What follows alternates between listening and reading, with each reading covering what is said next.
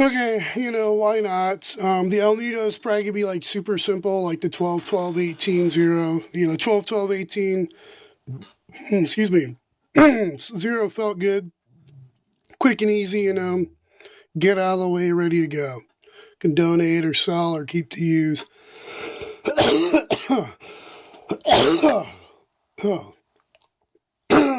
Excuse me. Chunkage.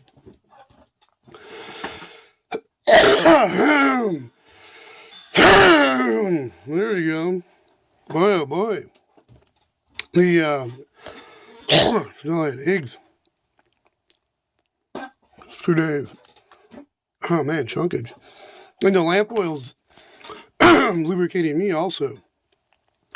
Okay, maybe not. But anyways, because I haven't talked most of the day. Learned earlier. So the Alnita, I'm figuring, looks like it's pretty much good to go. They said at the Goodwill it was, already working. So, I'm thinking I'm not super worried about it. I'll let her sit there and leave where I last left off. I need to clean a little more, but for the most part, it looks pretty good.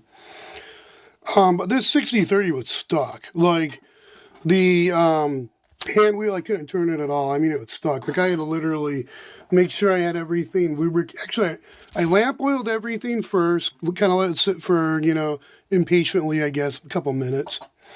And then I made sure to baby love oil.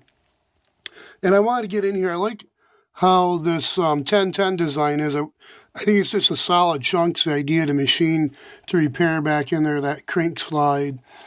But this has a plastic with a brass bush crank slide. I don't know, it's that design.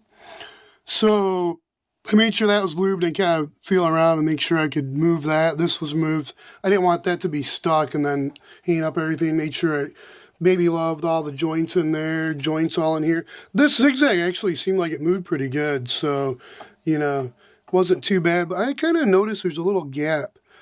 And my guess is this finger can kind of bend a little bit because that's kind of cheap metal.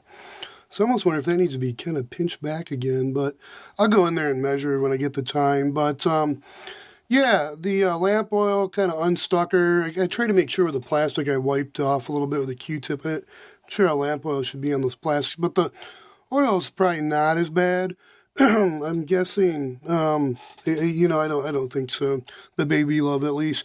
So I slathered all that. Before though, like I did with the first time I did that, this with the 1010 was the 1010 actually pulled the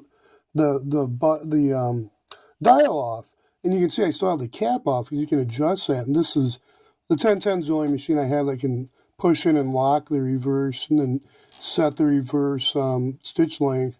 This is just hold in, push out. But there's an adjustment in there, so I left that on. But I took this button off, slid that off, and I got in there and I tried to make sure I lamp oiled first and then baby love oiled. I'm all paranoid because this time I move this, it just seems like it's going to break on me. Even this button was kind of shady. Like I could get it was a little stiff, but the stitch length was moving and the stitch width was moving, but I couldn't get the button to pop out. So let's get this back to 0 and now it is. So, but this one I was able to kind of pull back, and you can kind of see in there, and I was able to at an angle get lamp oil and then baby love oil. And this one I made sure I leave off with just baby. Ooh, see that? Makes like a little plastic crunchy, and it gets me nervous. I don't feel comfortable pulling those off. But anyways, I'll make sure you have that always set to 0 when you pull that out. Then when you do pull out to rotate, you always go clockwise. So you just 0, 1, 2. At least that's what the guys were telling me. 3, 4, 0. And then, you go to 0 and push her in. And that's 0. Yeah. So, but this pattern selector gear, I'm too nervous. I don't want to break it. But I noticed I could pull that out a little bit. So this one, I put baby love. I didn't lamp oil it for some reason. It just went right with baby love. So I baby love that. And then I'll just slowly baby love that and see how it feels. Because it sort of feels like it's already wanting to move a little more. But I'm too paranoid. I don't want to break that mechanism. And I'd rather just remove it.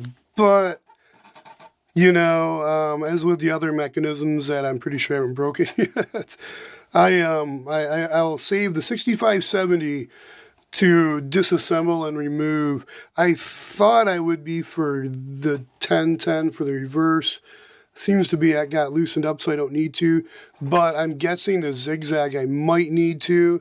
I'm still back and forth. This one, the reverse is loosening. So back to where I was. Reverse is not loose yet, but it's enough to where it's finger now, where it was stuck actually. Reverse was completely stuck, and now it's finger motion. So that lamp oil, and then just now it's been liberal amounts of baby love, loosened her up. The hand wheel was one of those. I kind of had to do the don't take my advice, but it works. Like I said, make sure everything else is unstuck. And then I just, with a channel locks, rotated till I got moving enough. And then I used the the DeWalt. I chucked up the DeWalt in low gear and until the ratcheting stopped slipping, and then, just ran it for as long as I could. But I stood this up that way, and I stood it up this way, and I made sure to baby love. But at first I did do lamp oil in there. So in the lamp oil I did with the channel lock. So once I got it loose enough, I made sure to stand it up, let it stand for a little bit, get in here, and then get in this spot with the sintered steel bearings are with the baby love oil. And then I stood it the other way also so I could get in from behind here, and I wiped off so I didn't get on the belt. Tried to get in from the other side also. Here actually was more getting on the shaft and watching the shaft distribute the oil down to the bearing, and then kind of let that stand for a little bit, and then just run that till the battery's almost dead. I probably now, it's probably safe enough just to plug it in and run, so it seems to be no problem turning over. It's probably still a little stiff. Let's see, do I have the zigzag? I have the zigzag on right now. If that's 0. Oh, man. Yeah, it's gonna sit. We'll let it sit overnight and see what it does. I'll give it a little more oil, and yeah, let it sit overnight. So I can probably put that down, but you can tell I've got like paper towel because I've liberally oiled everywhere that seems to be a joint or a location where there's a bearing.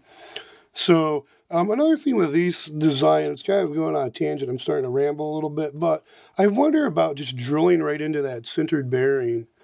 Literally these two spots, and then just drilling a hole, put paper towel or something in there, or maybe with a machine I disassemble.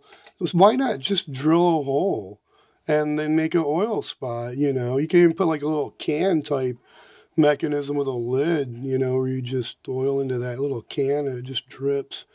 I don't know why you couldn't. It doesn't, I don't see why you couldn't drill even into the bearing on these and make them so they're oilable. So it's another one of those kind of thoughts of improving the design. And then the only other thought would be getting the plastic parts out, 3D scanning those, and either machining or metal 3D printing those. I suppose you could do a cast, go all out my Ford boy, excuse me, and just go all out, casting. That'd probably be good too. That'd be an awesome way to go about. For some reason I'm getting heartburn doing that, thinking about that. So anyways, I'm going to go ahead and call it good. I'm at like almost 9 minutes, and be safe, stay healthy, pray for peace, and remember, Christ be with you.